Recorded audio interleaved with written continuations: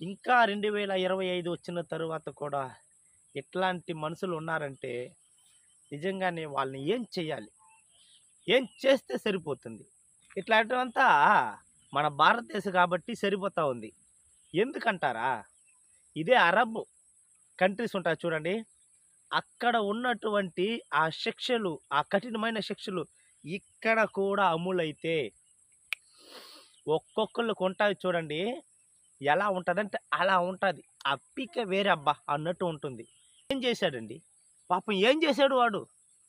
అరే ఇది నేచర్ అండి, నేచర్. సరే ఒప్పుకుంటాను.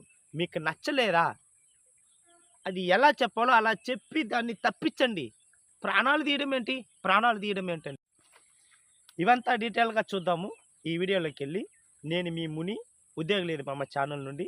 ఈరోజు చెన్నైలో టీసీఎస్‌లో పనిచేస్తున్నటువంటి కవిన్ యొక్క కథని ఒక చిన్న స్టోరీ లాగా చూద్దాము. కవిన్ అనే ఒక వ్యక్తి ఈరోజు అంటే ఈరోజు కాదు, ఒక 3 డేస్ బ్యాక్ ఆదివారం వరకు చెన్నైలో ప్రముఖ టీసీఎస్ కంపెనీలో పనిచేస్తున్నటువంటి ఒక ఉద్యోగి. తనకి ఒక నెలకి సరిగా చెప్పాలంటే ₹1,00,000 పైన ఒక నెలకి జీతము. అతను తిరునల్వేలి అన్న ఒక ప్రాంతానికి సంబంధించిన ఒక వ్యక్తి. అంటే తమిళనాడులోని తిరునల్వేలి ప్రాంతానికి సంబంధించినటువంటి ఒక వ్యక్తి. ఇది ఆ కవిన్ యొక్క విషయము చెప్పాను.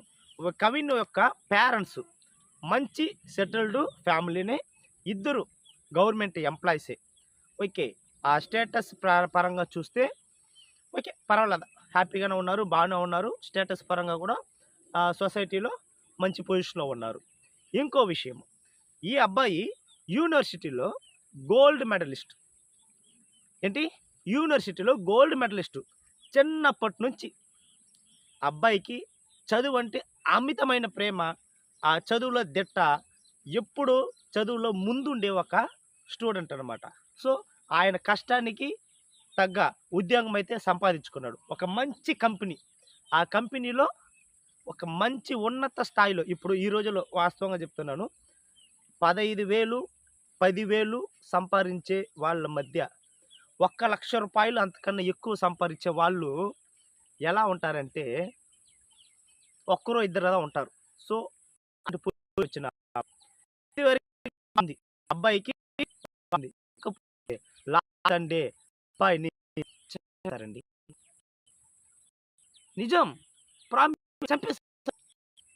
ఎందుకు చంపారు? ఎవరు చంపారు? చూద్దాం దాన్ని.